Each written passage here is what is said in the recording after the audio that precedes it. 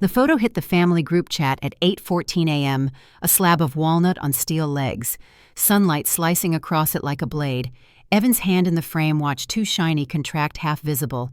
Caption: Grandpa believed in vision, sold the shop, time to scale. My phone buzzed again and again. Fire emojis, clapping hands. Proud of you, knew it. Someone wrote, he picked the right one. I stood at the sink with a mug going cold in my hand. The dishwasher hummed. The window over it reflected my face back at me, flat, unreadable. I typed with my thumb. Did you actually read the will? The typing dots appeared, vanished, appeared again, then nothing. That silence was loud. It pressed against my ears. That was the first thing that snapped. If you've ever had family treat you like you don't matter, like your work, your time, your loyalty are invisible, hit like. Subscribe. Stay with me. This isn't about yelling or revenge. This is about what happens when you stop begging to be seen and let the truth do the talking. The dishwasher clicked off. The room went still. My name is Rachel Morgan. I'm 34. I make my living freelancing clean words, clean lines, contracts that say exactly what they mean. I live alone in Santa Fe in a house that creaks at night and smells like pine when it rains. I wasn't raised loud. I learned early that noise gets you ignored. Evan learned the opposite. He's 29, he talks fast, thinks faster. He's always been the kind of guy who calls momentum a strategy. When our grandfather Walter started slowing down, Evan started showing up more.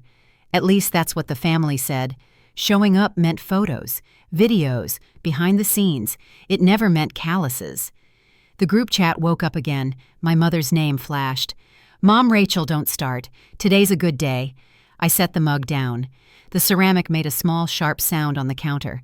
I scrolled back to Evan's photo, zoomed in.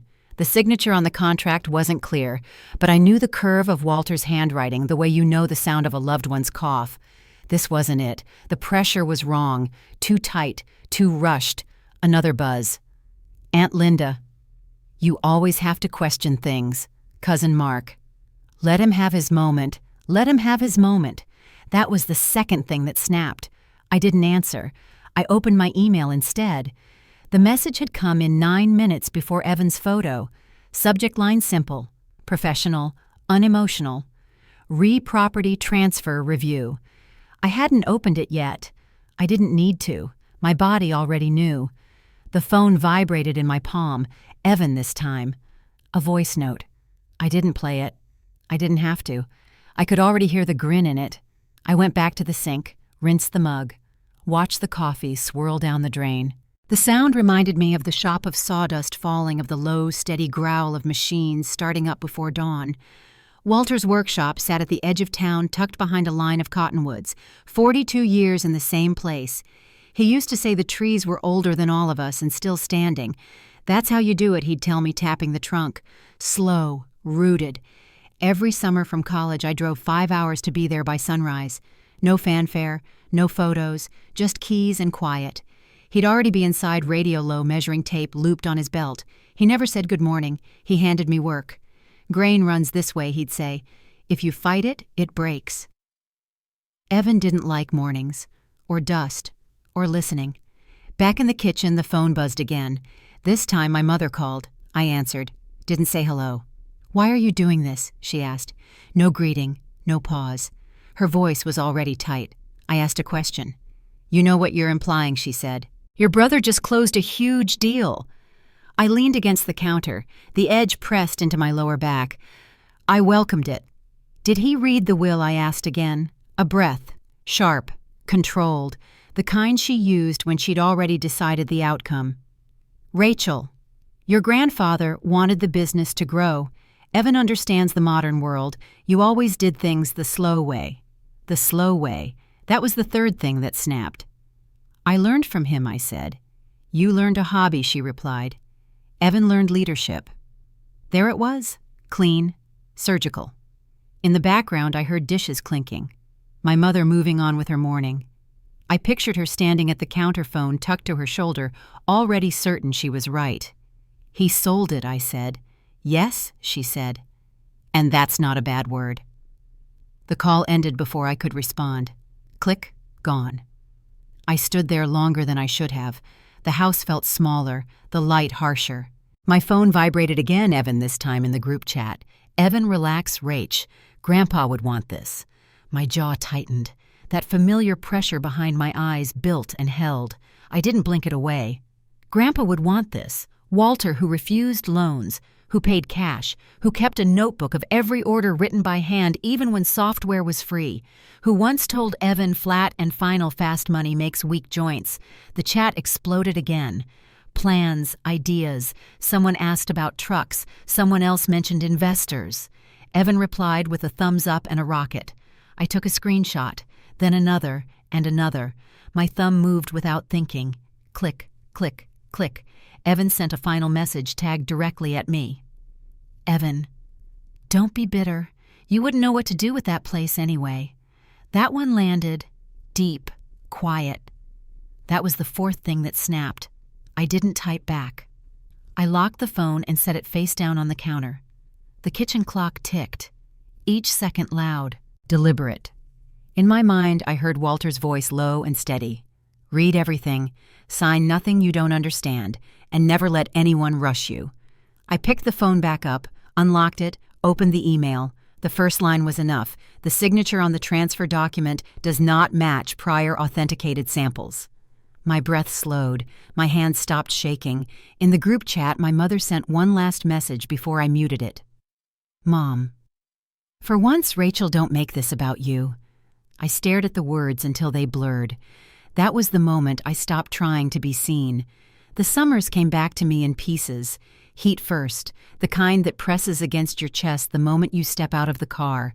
5 hours on the highway, windows down, because the AC in my old sedan had given up sometime near Flagstaff. My shoulders always ached by the time I pulled into town. Not from driving, from anticipation. Walter's workshop sat behind the cottonwoods, same as always. Low building, faded sign, no branding refresh, no slogan, just his name burned into wood, crooked but permanent. I'd arrived before sunrise, the sky still bruised purple, dust already hanging in the air like it never slept. He never waited at the door. He was already inside. Always. The first thing he taught me wasn't how to cut, it was how to listen. Wood talks, he said, sliding a plank toward me. If you rush it, it lies.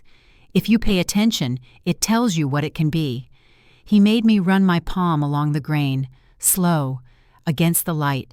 He corrected my grip without words, just a tap on my wrist. I learned to see the difference between straight grain and cathedral grain before I learned how to use the saw safely, learned how humidity changed everything, learned patience the way other people learn shortcuts. By my second summer, he trusted me with stair railings, curved ones, the kind that punish mistakes. I'd measure twice, sometimes 3 times before cutting. He never rushed me, just watched, silent, approving when I got it right, silent when I didn't. Craft isn't for the impatient, he said, once tightening a clamp.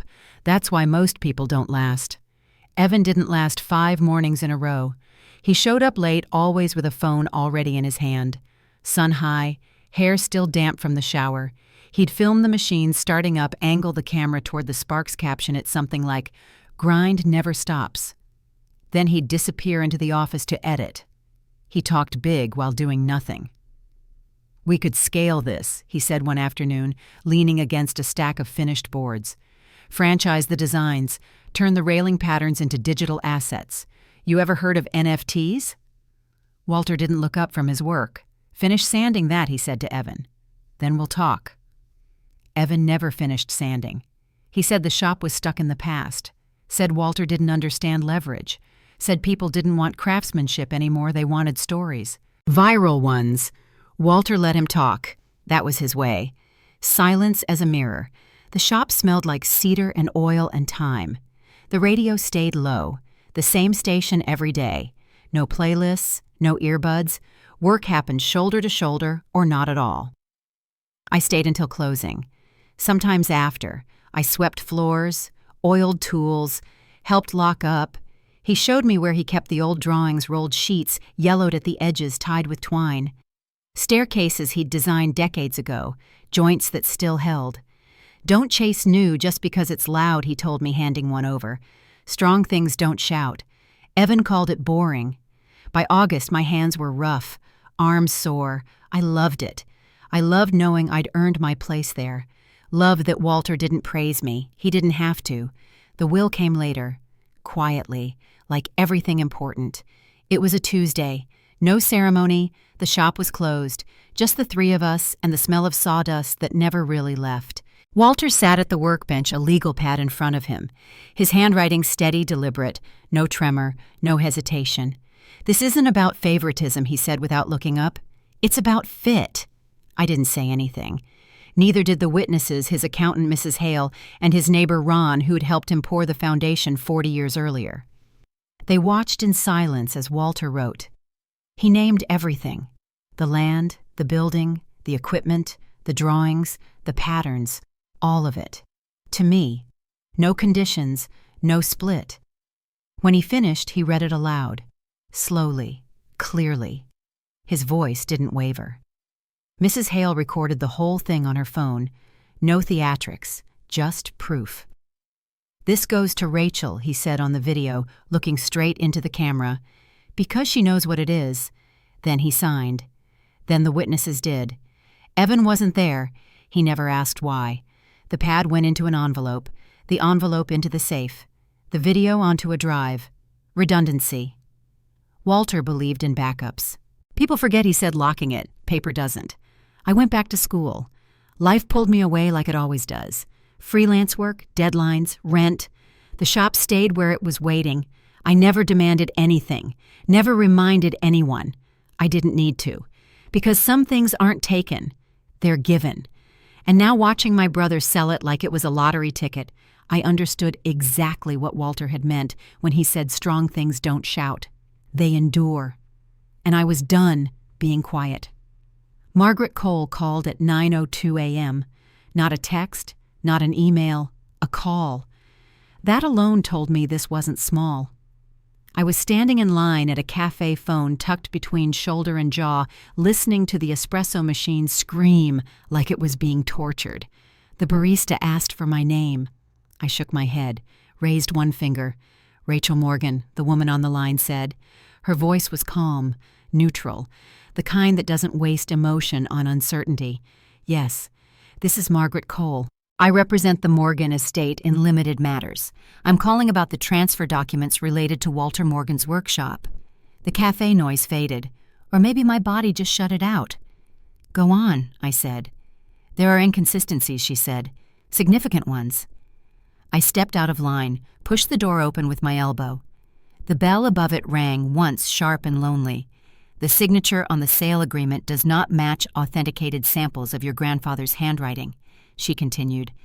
"Pressure points are wrong. Stroke order is rushed.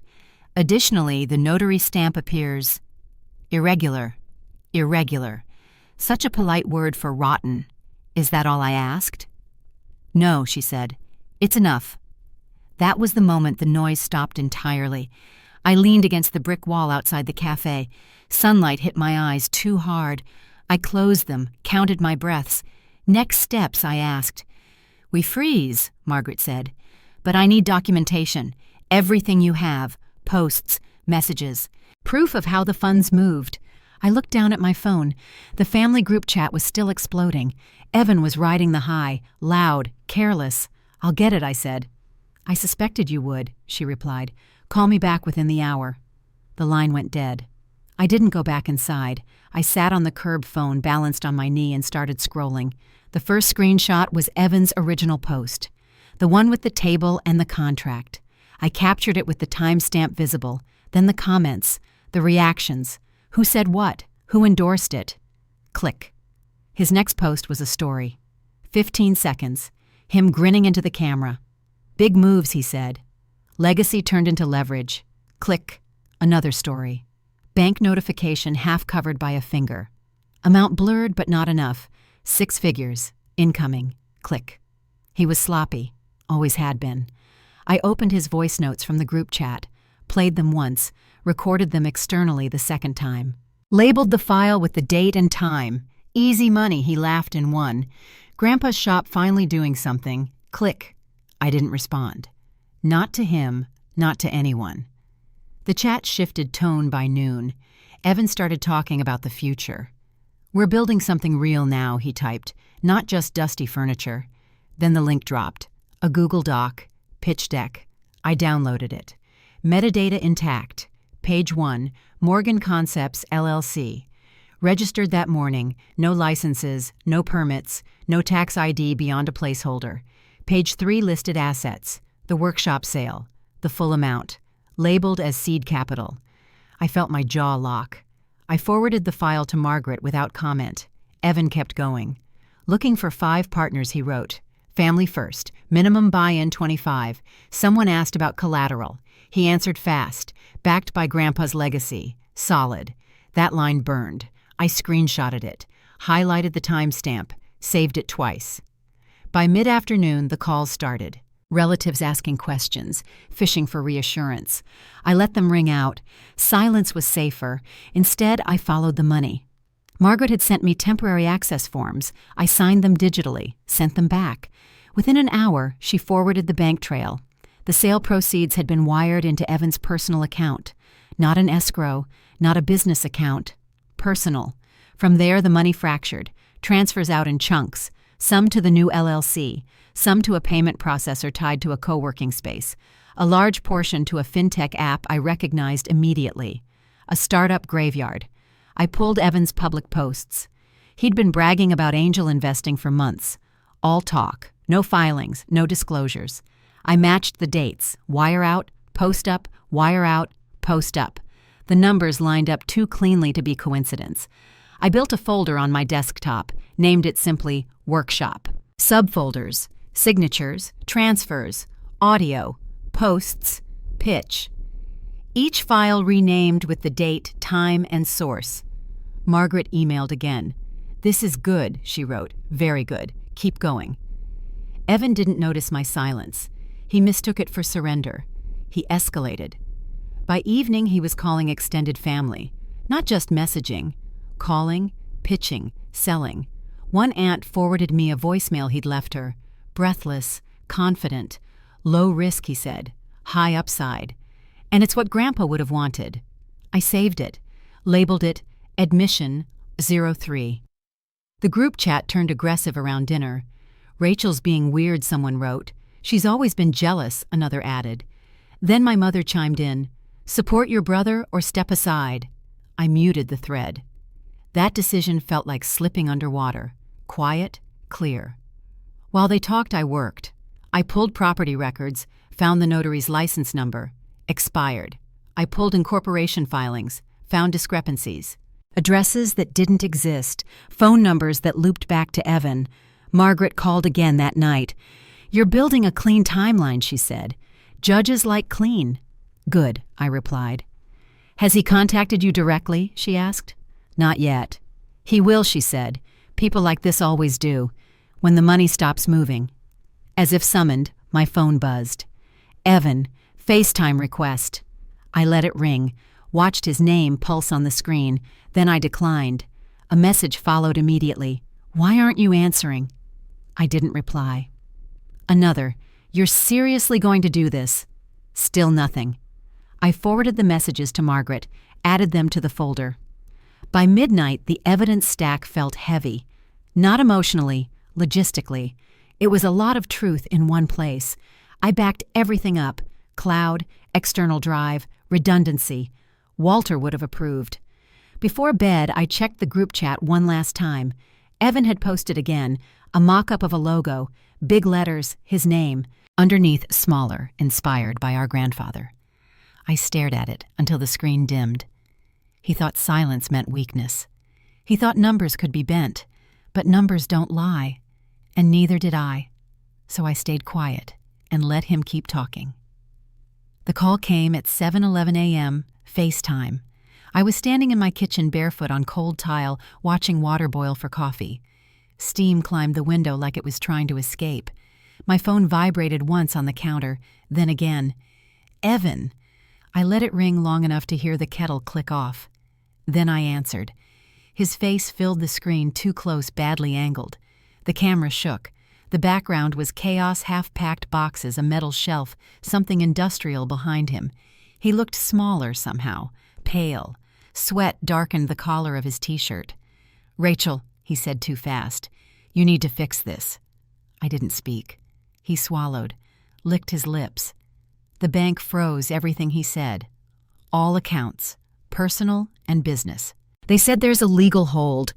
I reached for a mug, poured the water slowly. The sound was steady, controlled. "They can't do that," he continued. "We already closed. The money's gone. I've got partners calling me every 10 minutes. In the background, someone spoke. A woman, sharp whisper. Panic threaded through it. "Tell her," the woman hissed. Evan turned his head away from the screen, then back. "They're threatening to sue," he said. "Buyers, vendors, everyone. You sent something to a lawyer, didn't you?" I took my first sip of coffee. Too hot. I didn't flinch. "Rachel," he said again. His voice cracked this time. "Say something." The silence stretched. His breathing got louder. "I just need you to call them," he rushed on. "Tell them it's a mistake, that we talked, that you're fine with it." Behind him, the woman stepped into frame. Skylar, his wife. Hair pulled back tight. Scrubs still on like she'd come straight from a night shift. Her eyes flicked to the screen, then away. "The condo deposit is non-refundable," she said quietly, not looking at me. "If this doesn't clear, we lose it." Evan spun on her. "Stop," he snapped. Then back to me. "Look, okay, maybe things moved fast, but that's business." I watched his mouth move, the way he filled space with noise when control slipped. "Rachel, listen," he said. "We can split it. 50-50. You get half. Cash, clean. I'll wire it back the second the hold lifts." I set the mug down. The ceramic touched the counter with a dull, final sound. "Mom said it was fine," he added quickly. "She told me to sign. She said Grandpa wouldn't care about paperwork, that it was just formalities." There it was. Blame passed like a hot plate. Skylar's jaw tightened. She said nothing. Evan leaned closer to the camera, eyes wide now. "I didn't forge anything," he said. "I signed what the buyer put in front of me. That's how these things work." His knee bounced. The camera shook again. "We've already spent some of it," he admitted. "Not all. But look, markets move. Opportunities don't wait." I inhaled, slow, measured. Then I spoke. "You didn't have the right to sell it." The words landed flat, heavy. Evan blinked. Once, twice. What he said. "You sold something that wasn't yours," I continued. My voice didn't rise. "You used assets you didn't own." He shook his head, frantic. "That's not Rachel, come on. We're family." I looked at him, really looked. The man who'd never finished sanding a single piece, who'd never stayed past closing, who thought speed was skill. "The lawyer will handle the rest," I said. 3 sentences. Clean. Final. Evan stared at the screen like he was waiting for a punchline. Skylar stepped forward. "Rachel," she said finally, meeting my eyes, "please." We didn't read everything closely. We trusted I didn't respond. Evan's face flushed red. "So that's it," he snapped. "You're just going to let everything burn." I held his gaze. "This isn't me," I said. "This is paperwork." His mouth opened, closed. In the silence, I heard it. A notification sound from his phone. He glanced down instinctively. Whatever he saw drained what color he had left. "Margin call," he whispered. Not to me, to himself. Skylar grabbed his arm. "How much?" she asked. Evan pulled away. 30,000, he said. So far. The call hung there suspended. No one moving, no one breathing right. "You did this," he said, suddenly looking back at me. "You could stop it." I shook my head once. "No," I said. "I didn't." For a moment, I thought he might throw the phone. His hand tightened around it. His jaw worked like he was chewing glass. "Fix this," he said. "Not asking now, demanding." "I can't," I replied, "and I won't." The words settled between us, heavy, permanent. Behind him, the garage door rattled open. Daylight flooded the space. Someone outside waved. Evan didn't see them. His screen froze for half a second, pixelated. Then it went black. Call ended. I stood there longer than necessary, phone still in my hand. The kettle began to cool. The house felt very quiet. Outside, a car passed. Normal life. I opened my email, forwarded the call log to Margaret, typed one line. He's panicking. I set the phone down, picked up my coffee again. It had gone cold. I drank it anyway. The ruling came on a Tuesday. Not dramatic, not televised, just a PDF attachment with a stamped seal and a date in the corner. I was sitting at my desk window, cracked open, the sound of a delivery truck backing up somewhere down the street. Beep, beep, beep, life still moving. The court found the will valid. Handwritten, witnessed, recorded, clear intent. The sale was reversed. Funds ordered returned to the estate account under the rightful heir. Title restored. The words were clinical, precise. There was no room left to argue. I read the document once, then again, slowly, line by line. I didn't smile. I closed the file and forwarded it to Margaret with a single line, "Thank you." Her reply came minutes later. "This is why we document." That was it. By the end of the week, the fallout spread quietly, the way real damage does. Evan filed for bankruptcy first. Chapter 7. Full liquidation. No restructuring. No second act. The LLC dissolved before it ever really existed. The logo disappeared from social media overnight. The website went dark. The pitch deck links returned errors. Partners pulled out what little they could. Vendors lined up. Lawsuits fizzled into nothing once the money was gone. The condo deposit was forfeited. Public record. Skylar picked up extra shifts. Evan stopped posting entirely. When he did resurface, it was through other people. A cousin mentioned he was starting over. An aunt said he'd learned his lesson. My mother left voicemails. Long ones. Emotional ones. "You didn't have to take it this far," she said in one. "Family doesn't do this to each other," she said in another. "He's your brother," she repeated like a verdict. I didn't return the calls. Silence wasn't punishment. It was preservation. The workshop reopened 6 weeks later. No ribbon, no announcement. I unlocked the door myself before sunrise. The same key, the same weight in my hand. The building smelled like dust and oil and memory. The machines sat where they'd always been, patient, untouched. I didn't renovate. I cleaned, swept floors, oiled joints, replaced a cracked window pane. I hired 2 people who'd worked there before, men who knew the rhythm, who didn't ask about expansion plans or growth curves. No investors, no loans, no noise. I kept the hours the same. Open early, close when the light shifted. Orders came back slowly. Word of mouth. People who'd waited, people who'd missed the way things were.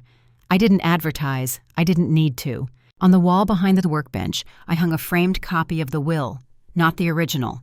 A clean photocopy, centered, level. Below it, I set a small tablet on a shelf. The video played on a loop.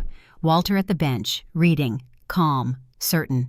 The sound was muted. It didn't need it. Customers noticed. Some asked questions. Most didn't. They just nodded like they understood without explanation. Once late in the afternoon, I saw Evan outside. He stood across the street, cap pulled low, hands in his pockets. He watched through the window for a long time, long enough for me to notice, not long enough to come in. He left without knocking. That was the last time I saw him. The shop settled into itself again, the way old things do when they're allowed to breathe. No urgency, no pitch decks, just work, real work, the kind that leaves marks on your hands and quiet in your head.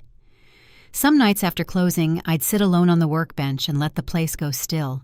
The lights off. The city hummed distant. I'd think about everything that was lost and everything that wasn't. Evan lost money, reputation, momentum, the version of himself that thought speed was enough. I lost illusions, the belief that being patient would protect me, the idea that silence would be rewarded. What I kept mattered more, the shop, the craft, the truth. Justice didn't feel like triumph. It felt like alignment, like standing where I'd always belonged and no longer pretending otherwise. I locked up one evening just as the sun dipped behind the cottonwoods. The key turned smooth in the lock. Familiar, earned. Inside, the tablet kept playing. Walter's lips moving in silence, his hands steady. I didn't forgive anyone. I didn't need to. Justice didn't ask that of me. It only asked that I stand in the right place. And this time I did.